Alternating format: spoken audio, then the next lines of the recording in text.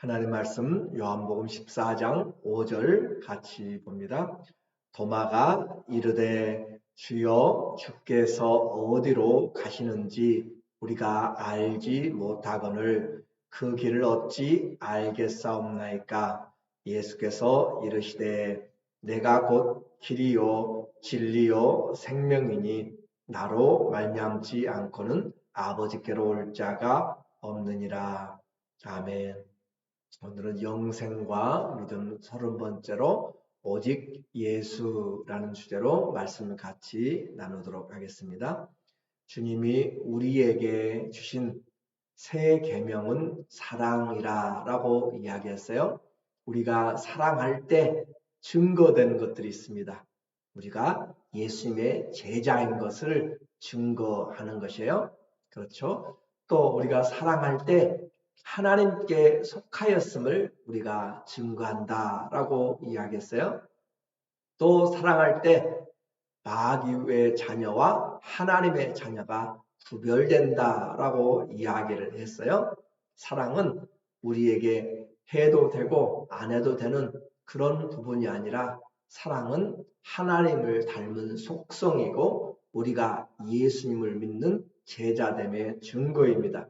이것보다 더 큰 표식이 없어요. 기독교는 사랑이다 라고 하는 것은 그냥 된 말이 아니라 바로 이와 같은 주님의 새 계명의 증거로 된 것이죠. 우리 믿음이 사랑으로 아가페의 사랑이에요. 주님이 우리를 사랑한 것 같이 하는 그 아가페의 사랑으로 연결되지 않으면 참 믿음이 아닙니다. 이제까지 주님이 3년 반 동안 제자들과 함께 그렇게 다니다가 동고동락하시는 주님이 제자들을 떠나신단 말에 제자들이 근심이 되었습니다. 베드로는 목숨을 버리더라도 주님을 따르겠습니다 라고 그렇게 이야기를 하고 호언장담을 했습니다. 그러나 사람의 결심은 얼마나 약한지 몰라요. 주님은 그가 닭 울기 전에 3번 나를 부인할 것이다 라고 그렇게 말을 했어요. 그 말 하니까 얼마나 더 분위기가 싸늘해지겠어요. 안 그래도 주님이 떠나시는데 또 주님을 따르는 제자들이 따라갈 수도 없다라고 이야기하고 또 조금 전까지 성찬을 하면서 이 중에 한 사람이 나를 판다라고 이야기를 했고 또 이제 따르고 있는 제자 중에서 목숨까지 내걸고 주님을 따르겠습니다라고 하는데 지금 따라오지 못한다라고 하고 주님은 떠나가시고 정말 그들이 주님을 바라볼 때 이해하기 힘들고 점점 근심과 걱정과 슬픔이 그들을 짓누르게 됩니다. 그래서 주님은 지금 이제 그들을 향하여서 새로운 전환점을 통하여 요한복음을 우리에게 다시 보게 만들어요. 요한복음 1장부터 21장까지 되어 있어요. 그런데 그 구분을 우리가 잠시 살펴보게 되면 1장부터 12장까지는 하나님의 나라, 말씀이 태초에 말씀이 계시니라 라고 했던 그 말씀이 하나님과 함께 계시고 그 말씀이 하나님이신데 말씀이 육신이 되어 우리에게 오셨어요. 다시 말하면 하나님 나라를 우리에게로 가져오신 예수님에 대해서 우리에게 소개하고 있습니다. 그리고 이제 떠나갈 시간이 되었어요. 예수님이 이 땅에 사시다가 다시 아버지께로 갈 시간이 되었던 것을 우리에게 말해주는 13장은 예수님의 사역의 전환점이다 라고 그렇게 볼 수가 있어요. 그래서 14장부터 시작되는 21장까지 내용에서는 우리를 하나님께로 하나님 나라로 옮겨가는 그 길에 대해서 이야기를 해주고 있습니다. 그러니까 우리에게 오신 하나님의 나라 그리고 우리를 하나님의 나라로 누가요? 예수님이 가고 계신 것을 보게 돼요. 그래서 이와 같은 두려움과 걱정에 있는 사람들에게 예수님이 그들을 위로하세요. 14장 1절에 그러니까 너희는 마음에 근심하지 말라. 하나님을 믿으니 또 나를 믿으라 라고 이야기해요. 하나님을 믿으면 아니 또 나를 믿으면 근심하지 말라라고 이야기합니다. 여기에 중요한 믿음의 원리가 있어요. 우리에게는 염려와 걱정과 근심이 이 세상의 삶입니다. 수고와 슬픔이 우리 인생의 삶의 내용, 집약이라고 할 수 있는데 수고하고 무거운 짐진 자들, 걱정과 근심에 눌린 인생들, 그 사람들에게 믿음, 또 특별히 하나님을 믿고 예수님을 믿는다라고 하는 것은 우리의 걱정과 근심을 이겨내는 방법입니다. 그러므로 근심과 믿음은 상반되는 관계가 있어요. 근심이 많아지면 믿음이 떨어지게 되고 믿음이 많아지면 이 근심이 줄어든다. 우리는 기도할 때 너희 염려를 주께 맡기라고 그랬잖아요. 기도하면 근심이 적어지고 기도하지 않으면 근심 걱정이 태산을 이루어가게 되는 것처럼 그 걱정과 근심을 이겨내는 것이 바로 믿음이다라고 했어요. 하나님을 믿으니 나를 믿으라.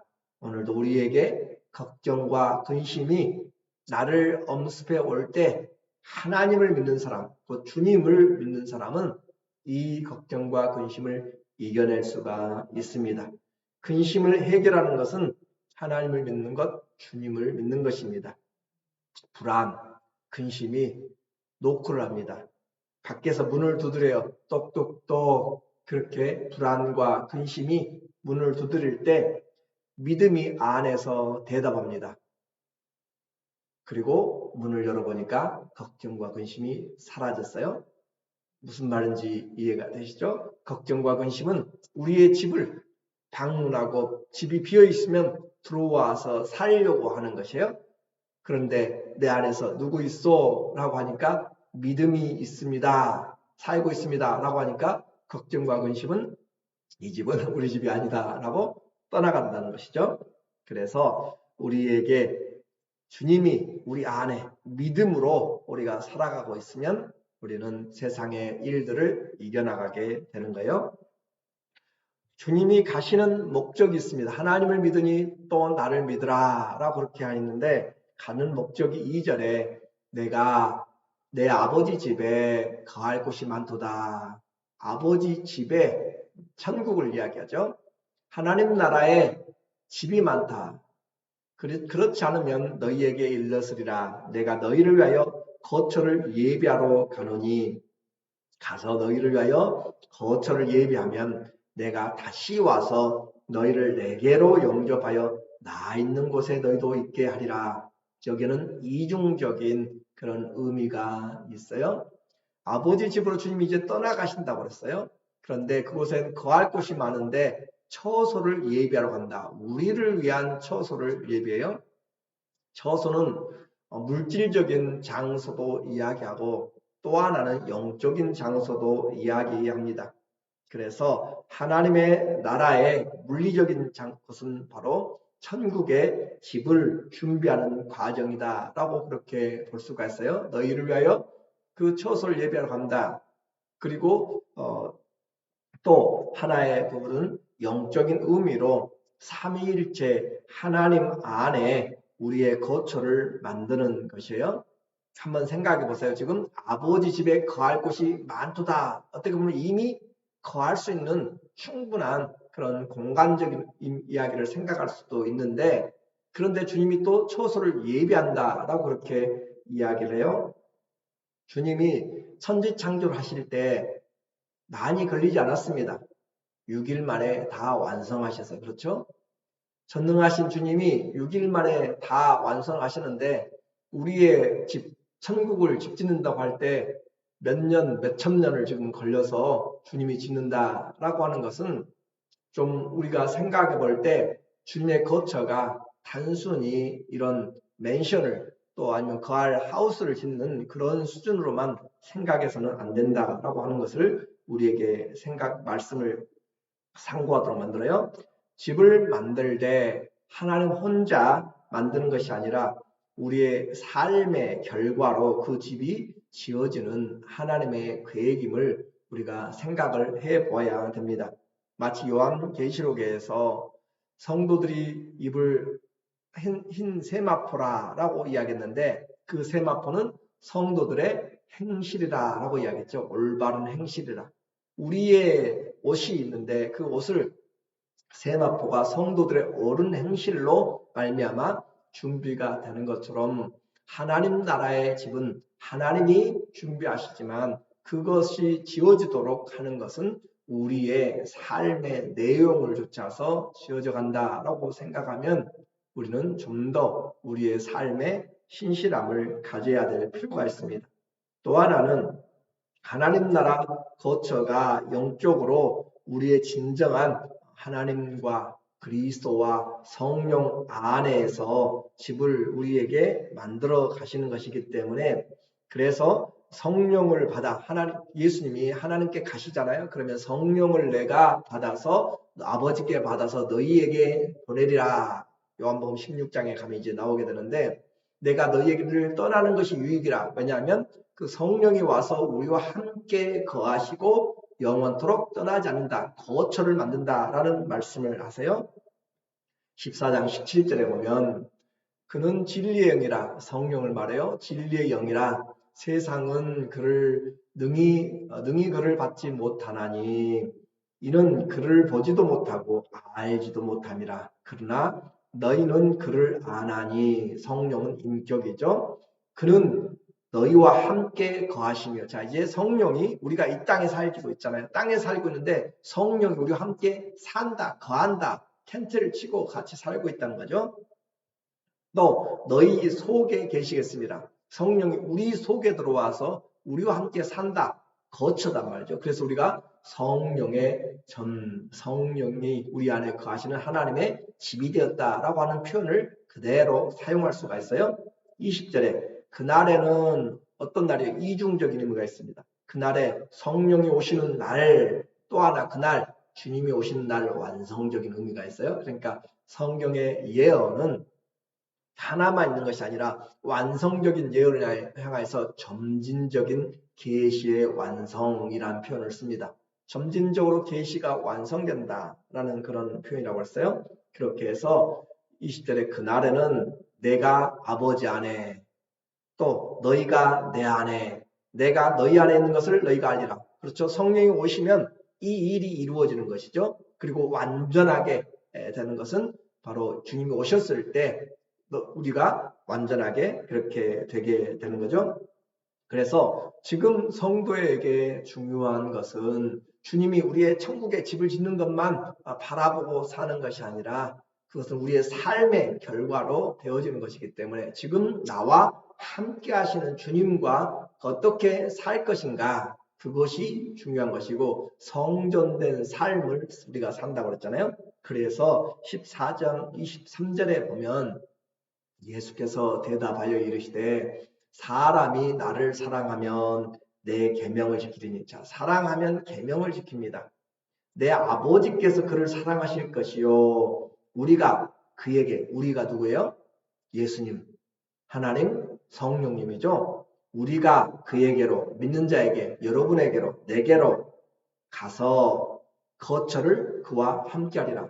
거처가 마련이 되네요. 그러니까 천국의 하나님의 거처만 생각하지 말고 예수님이 올라가셔서 성령을 받아서 그 성령 안에서 우리에게 오심으로 거처가 이루어지는 것이 지금 우리가 하나님의 성전이 되었다. 하나님의 집이 되었다라는 것이고 내 안에 지금 누가 계신가? 주님이 살고 계시고 나의 거처가 되는 것이잖아요. 문 밖에 서서 우리를 두드려서 문을 열고 나는 그로 더불어 먹고 그는 나로 더불어 먹으리라 라고 하는 것이 바로 이 땅에서 우리가 영생하는 것이고 또 우리가 주님과 함께 거하는 것이죠. 물론 하나님의 나라 새 예루살렘 성에 거하는 장래적인 그 나라를 분명히 우리는 믿습니다. 그리고 그 일이 영원히 이제 이루어지게 될 것이에요. 하나님 나라를 제약하지 않아요. 그런데 먼저 우리는 진실로 영적으로 이 땅에서부터 주님과 거처를 함께한 사람이 그 장래를 보장하지 여기서 내가 주님과 함께 하는지 안 하는지도 모르는 사람이 하나님 나라 천국에 갈 것이다 라는 것은 정말 의심할 수밖에 없는 내용이죠. 그러니까 그런 내 안에 주님이 나와 함께 하신다는 믿음, 예수님을 성령으로 내가 주님이라 고백하고 주님이 내 안에 오셨다는 나를 영접하는 자, 하나님의 자녀가 되었고 나를 믿는 자 영생을 가졌다라고 하는 그런 믿음이 없는 사람이 죽음에 가까이 갔을 때 죽어봐야 알지 내가 천국에는 어떻게 아는가 라는 말이 나올 수밖에 없는 것이에요. 그러니까 이 땅에서 주님과 함께 생명의 연합이 된 사람의 바로 하나님의 나라에 영원한 거처가 있음을 확인할 수밖에 없는 것이죠. 오늘 우리에게 사도 바울이 삼층천의 경험을 하였죠. 고린도후서 12장 1절부터 나오잖아요. 우리 말로 가히 언급할 수 없는, 형용할 수 없는 아름다운 것이다. 그리고 하나님의 나라, 사도 요한이 요한계시록에서 4장에서부터 문이 열리고 그 하늘에 보좌가 있는 것을 보았잖아요. 그래요. 하나님의 나라, 이 세상 우리가 생각하는 것과 완전히 다른 새로운 영원한 하나님의 영광스러운 나라가 있습니다. 그리고 우리의 거처가 있습니다. 우리를 위해서 준비된 새하늘과 새 땅이에요. 그리고 지금 우리는 그 일의 완성을 바라보면서 그 주님과 함께 지금 살아가는 것이죠. 이제 어떻게 그 길을 갈 것인가? 그 말이죠. 그 길은 무엇인가? 정말 믿을만한가? 무엇이 있는가? 5절에서 이야기해요. 도마가 이르되 주여 주께서 어디로 가시는지 우리가 알지 못하거늘 그 길을 어찌 알겠사옵나이까? 그들은 우리가 여기서 시애틀을 가든지 뉴욕을 가든지 가는 길만 생각하고 있는데 지금 베드로가 제자들이 예수님이 천국 간다고 하니까 천국 어디 사다리를 찾아서 어디에서 이렇게 쭉 올라가는 그런 엘리베이터 같은 곳이 있는가 그런 것만 생각하는 길을 찾고 있는데 주님이 말씀하는 거예요. 예수께서 이르시되 내가 곧 길이다. 다른 것 찾을 필요가 없이 내 자신이 그 하나님 나라의 통로다 그 말이죠. 내가 곧 그 길이다. 주님 안에서만 갈 수 있다는 거죠. 주님 믿음으로만 간다는 것이에요. 주님과 함께 간다는 것이죠. 내가 곧 그 길이요 진리요 생명이니 나로 말미암지 않고는 아버지께로 올 자가 없느니라. 그들은 보이는 길을 찾았는데 예수님은 보이는 길이 아니라 내가 곧 길이다. 그 말은 예수님이 곧 믿음으로 우리에게 하나님 나라를 가게 만드는 분이다. 그래서 내가 곧 길이요 진리요 생명이다. 우리가 많이 들었죠. 에고 에이미 나는 무엇이다 라고 하는 거죠. 예수님 바로 그 길 자체입니다. 예수님 바로 그 진리 자체이고 예수님이 그 생명 자체이다 라고 하는 거죠.